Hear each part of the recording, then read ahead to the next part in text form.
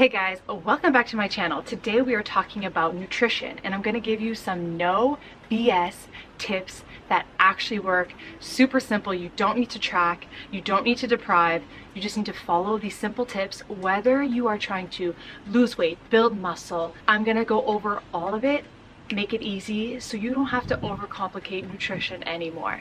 So I want to give you guys the tips and tools that I've used to get leaner now at 39 than I was at 29. Let's go. As you can see, I'm outside. Hopefully I'm clear enough. But guys, one thing I always do for my mental health, my physical health, is I am outside as much as possible. How beneficial vitamin D is for us. We now know that it's more like a hormone. So if you are not feeling good day to day, ask yourself if you're getting outside enough. It seems as though people struggle with the most is nutrition. They really have a hard time getting their nutrition down. And I understand why. It's because there's so much noise. You're hearing, do this diet, this is bad, this is good, this is bad, this is good. And so we're getting a lot of food noise. And I truly believe that there's not one diet, one perfect diet for everyone. But I think what happens is why we hear like carnivore people saying this is the best diet is because they cut out mainly processed food. Or if you hear, about vegans feeling amazing, they mainly cut out processed foods. So I think overall the theme is how you're going to feel your best without giving up your favorite. You don't need to reduce carbs. You don't need to give up animal protein unless that sounds good to you. It's reducing processed foods, pretty much eliminating it. If you still have a lot of processed foods in your diet, you're not going to feel as satisfied. You're going to be more hungry. It's way harder to hear those full cues. So I'm going to go over how to easily make your diet work for you, whether you're trying to cut, build muscle, or do both. Let's go. Point number one is we're going to talk about quantity of food. Yes, we know in Western culture, we have a really hard time with quantity. We overeat most meals, we overdo most snacks. Bigger is better. Quantity does make a difference. If you are trying to get leaner, you need to make sure you don't overeat. One of the biggest tips I can give you is choosing a smaller plate. I know we've heard this a million times. I do this 90% of the time and it works because if you're grabbing a bigger plate, the chances of you filling up more is 100%. You're gonna eat more. Nobody wants a tiny portion on a big plate. And guys, in Europe, I don't think they have the big plates like we do. So choose from a smaller plate. At that same point, you want to make sure you don't overdo it when you're not moving, but you need to fuel enough, have enough quantity when you are moving, when you are working out, you need to fuel. So this means eating enough carbs. Carbs are energy, and protein help rebuild muscle and help boost your metabolism, help with body recomposition. So around my workouts, I make sure I have enough of both of these. I work out first thing in the morning. I can't suggest it more, getting it in first thing, and I don't wake up hungry, so I have a little bit of food. It's often yogurt with maybe some protein powder, piece of bread with almond butter, or rice cake and almond butter, something like that. Pretty simple, or half of an RX bar. Something easy to digest for me. After my workout, I fuel with more food. This is when your muscle, it'll just soak up anything you eat. You don't want to under fuel here. You want to help your metabolism go up by fueling it. This is a huge mistake people make. You need to eat enough post-workout, pre-workout, whatever feels best for you. But I really refuel after my workout. I'll have some bread, especially if I haven't had it before, probably 2 slices if I haven't had it before, or 1 if I did. Up to 3 eggs, maybe some turkey sausage. I just eat. This is when your body can use bigger quantity of food. Also, if you have a huge sweet tooth like I do, this is a great time, even before your workout, to get in your favorite healthy cookie, healthy dessert, because you're gonna burn it off. You're gonna use that as fuel. Before bed, you're not using it as fuel. And later on in the day, this is when we don't need as many carbs. I've just noticed that people eat the same amount of carbs no matter what they're doing. If I'm going to not be active the rest of the day, I still eat rice, sweet potato, bread, but I pay attention to if I've already gotten my activity in, I've already refueled with carbs, I may do half portions. I don't cut it out completely, just maybe smaller portions, or I'll substitute for maybe a higher fiber pasta, like one of my favorites is the red lentil pasta from Costco. Just easy substitutions like this, because carbs are fuel. And if you're not about to go do a workout, you don't need as many carbs. But for me, I like carbs at every single meal. I find it makes me feel way more satiated. It helps my stomach feel more at ease. So you don't need to cut it out, but if you time it a bit better, it will make a huge difference. Protein is one of those things that you can eat. It's a lot harder to turn into fat. So if you have a higher appetite like me, you want to make sure you're eating enough protein. So if you eat a meal and you're still hungry, eat more protein. Eat more protein. Eat more of that chicken. Eat more of that beef. Go for it. There's no problem. And vegetables are a great prebiotic. They'll help you keep you full and help with digestion. Add in your fiber throughout the day on all your meals for micronutrients. So that'll help with your gut microbiome. Make sure you're eating your vegetables throughout the day. And it doesn't need to be huge amounts, but just consistently.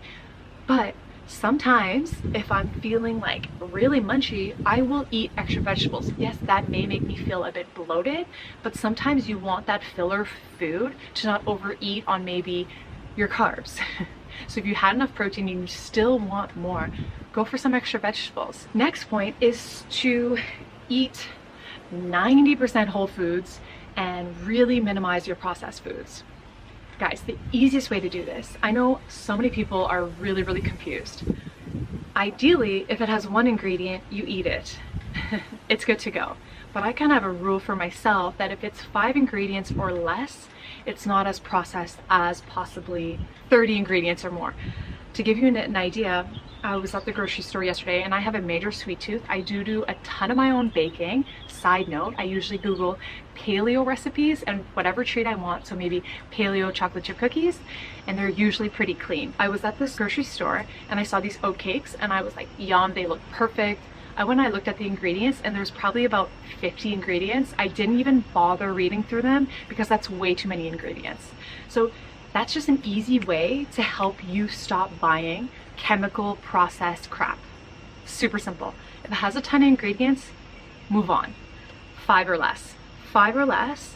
And in time, if you can get better at really recognizing those ingredients, ensuring that you understand what they mean. And if you don't, we all have our phones. Google what it is. Look it up.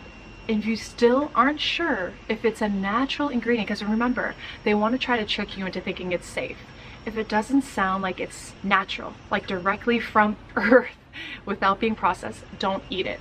Guys, the food industry wants you to overeat on their food because they will make more money. If you are addicted to any of their food, if you can't stop eating it, if you want more and more, they're going to make more money. So the more addictive they make the processed foods, the more you're going to buy, the more money they're going to make. Let me tell you, as a recovering Oreo addict, I don't even enjoy it anymore. I don't even enjoy those cookies anymore because once you've changed your palate, once you go to more natural foods, the processed stuff doesn't taste good anymore. I promise.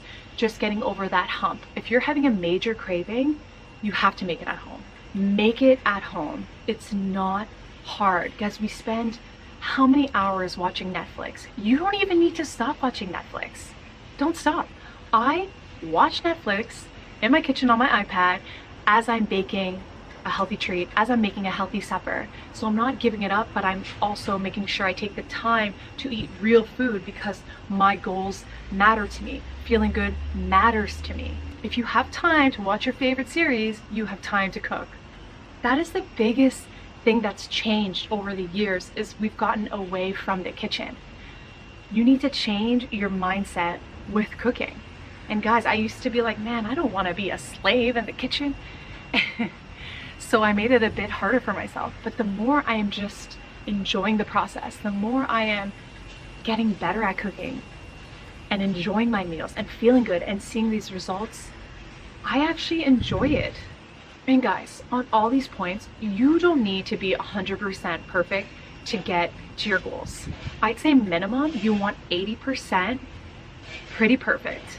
Even up to 90% if you're looking to get results sooner than later. But let me tell you, as me just maintaining where I'm at, it's all over the place. I probably hit 80%, but sometimes up to 90, sometimes down to 80. But it still allows room for some of my favorite treats, and I'm not always perfect. If you're a woman, you have your cycle still. One day a month, I know I'm gonna eat whatever the heck I want. That's just one day out of 30. It's less than 10%. That's, let me look at the percentage. That's 3%. That's 3% of your month. So even if you do 2 days, 2 days, that's 6% of your month. It's fine, you're still gonna reach your goals. But let's say if you're getting drunk every weekend and you're doing that every weekend, it's too much. So, you know, when you get drunk and hungover and you eat like crap. Sorry, random. That's why I no longer ever want to be hungover, because to keep it under 20%, even under 10%, if you're looking for faster results, you can't have so many days in the month where you just eat whatever you want. 1 or 2 is fine. 1 or 2 is fine. And then little things here or there, sprinkle it on top. Think your diet should be mainly healthy, whole foods, real ingredients, and you can sprinkle, like picture little sprinkles of treats. It's not gonna derail your progress, and move on. Because picture what you think of a fit person. Hopefully you understand that they're not eating perfect, but they're paying attention to quantity and definitely quality. My next point is substitutions. I really think that we have such a skewed view of what a healthy diet should look like in the Western world, and you need to kind of retrain, reframe, reprogram your brain into really understanding nutrition. If I ask most people if they think burgers are healthy, I think a lot of people will say no. And I have to ask you, why do you believe that? Why do you believe burgers are unhealthy? Sure, fast food burgers are unhealthy, but if you make burgers at home, there's nothing wrong with that. Same thing with pizza. Pretty much all your favorite foods can be healthy if you make the right substitutions. It's as simple as that.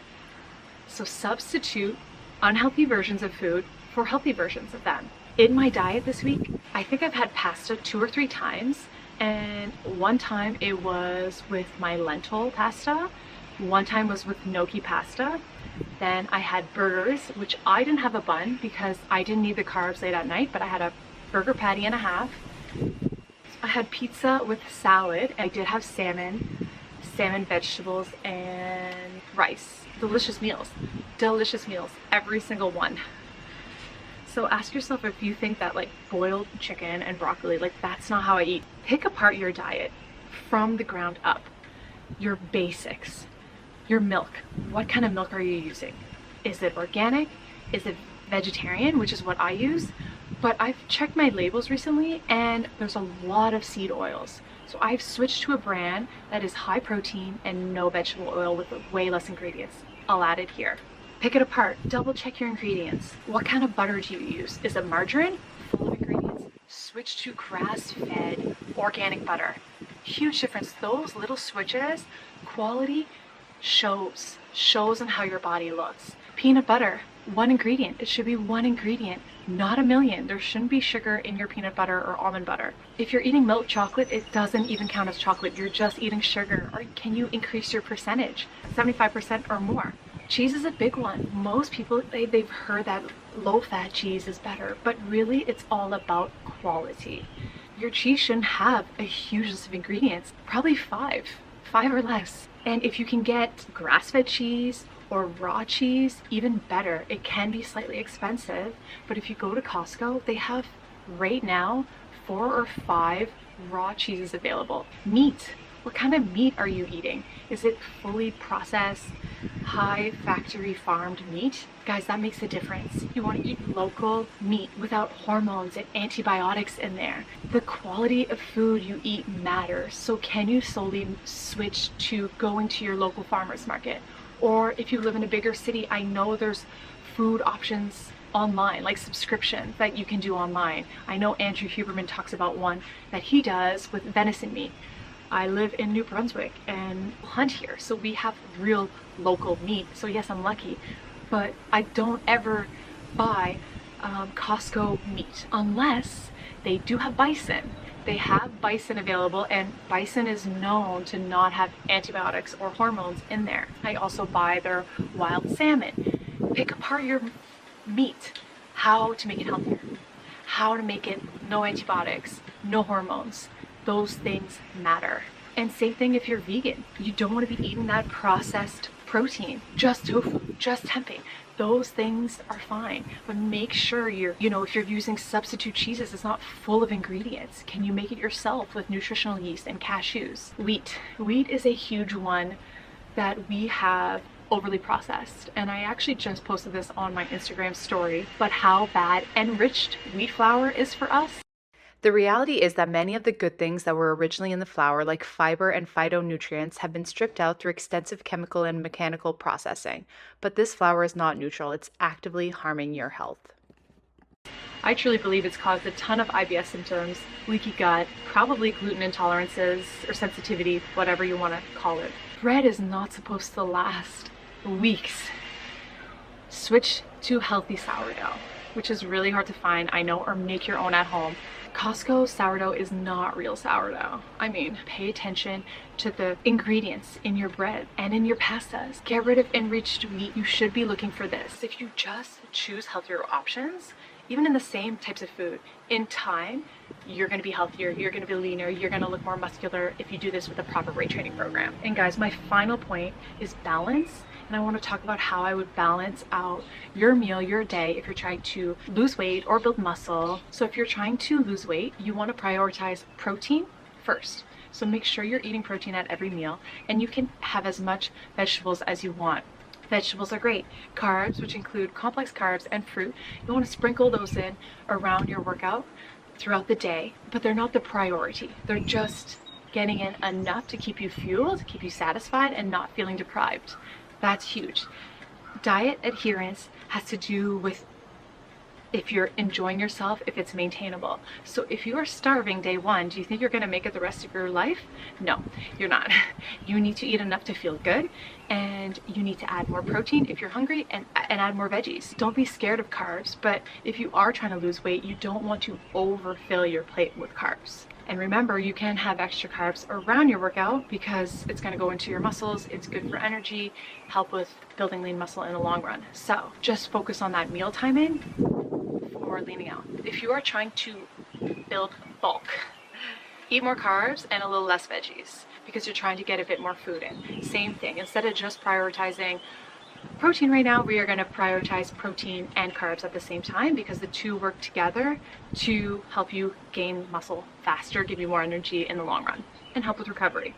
So those should be your priority at every single meal, every single snack, and you still won't have enough vegetables and fruit to keep your microbiome, fiber, gut happy, healthy, working well. And guys, pay attention to your digestion and how your stomach feels, because if you're feeling bloated or uncomfortable, you need to change something up. Everyone's gut is slightly different, but I encourage everyone to include fermented foods into their daily diet. This helps give you enough good bacteria, good microbiome to digest your food better, to help you feel less bloated. Guys, fermented foods were a game changer for me when I first started taking them like 10 years ago, and I have a video all about it. I can include it down below. It's pretty old though, but huge game changer. If your gut is unhappy, you're never going to become your leanest self. You're not going to have the right energy throughout the day to do your workouts. You're not going to have the energy to cook. So you want to make sure you're listening to your gut. One thing I did mention was variety and fats. So I'm a big believer in changing up the type of protein you're eating. I'm really against chicken breast. I hate it. I ate it for way too long when I was trying to get lean, and I never did. So I prefer to eat fattier pieces of meat because it makes me feel more satisfied. So like chicken thighs, I love bison and wild fish, wild salmon. And I also add avocado and raw cheese pretty much every single day. And I'm never scared of olive oil. So don't be scared of those healthy ingredients, even though we've been told that they're really high calories. This is what helps me. It's like if I look at Europeans or Mediterranean diet, they eat a ton of olive oil, lots of cheese, and they're all pretty lean because quality is what matters here. Make sure you're buying a high quality olive oil. They are not all the same. Not all cheeses are the same, but it doesn't have to be so perfect. At the end of the day, you need to ask yourself, am I feeling good? Am I fueled enough to perform in the gym? Because to be your most fit self, you need to include a proper weight training program. So am I able to push in the gym? Do I feel like I'm recovering enough? Am I sleeping right? And if you're checking yes to all these, then great. I hope that helped. Guys, it doesn't need to be so complicated. I'm going to stop there. If you have any additional questions about nutrition specifically, let me know. If I can give you a couple tips, is get back in the kitchen, re-examine all your food choices.